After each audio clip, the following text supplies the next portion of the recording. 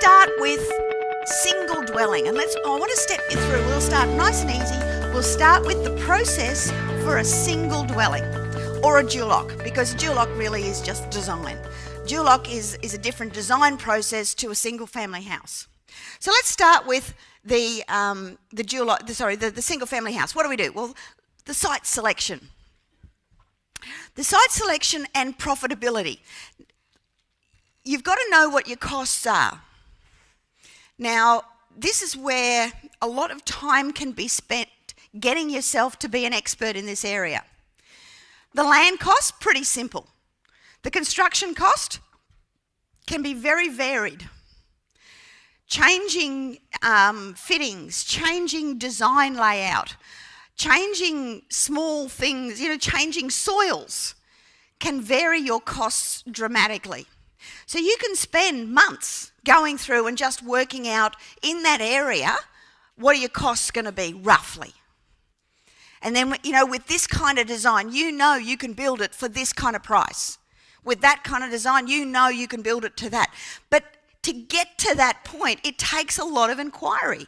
It takes, playing with plans, talking to builders, getting quotes on stuff, talking to custom builders. Your project home builders in this market are the easiest ones to get the most information out of, because they have their standard cookie cutters that they whack up all day long.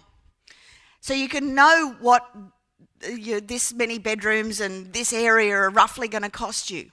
So what are your site costs? Now your site costs are going to vary because that's what, they're dependent on the soil and the slope of your actual block. It depends on where the services are. It depends on even whether the council is geared up from an electricity perspective or a sewerage perspective to be able to hook in to, an extra whatever you're building.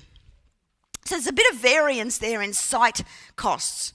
Construction, there's variance in, but you should be able to get to a model that you're comfortable with for a single house or a dual occupancy kind of design that seems to be efficient, that roughly what your square meterage costs are going to be. So you really got your head around the costs.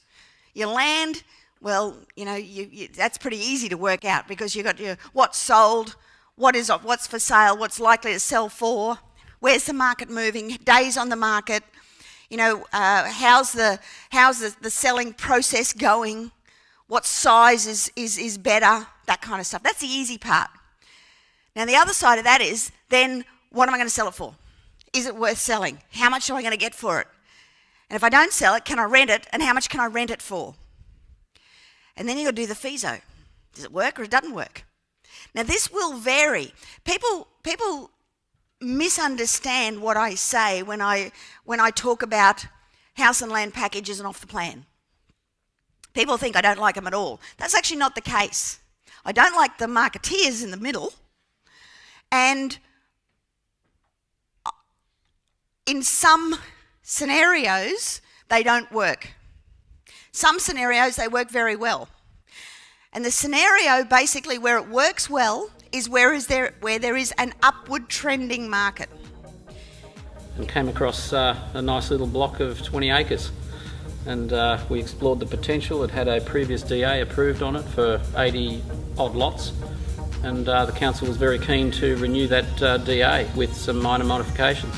We've also got almost 50% of pre-sales done, and just chasing up those blocks to secure the rest of the pre-sales so that we can now create another stage. Yeah. So stage 1 and 2 should be finished and titled by April next year, and we're well on the way to, we've already passed halfway in pre-sales on the first 2 stages, so we're pretty happy with that.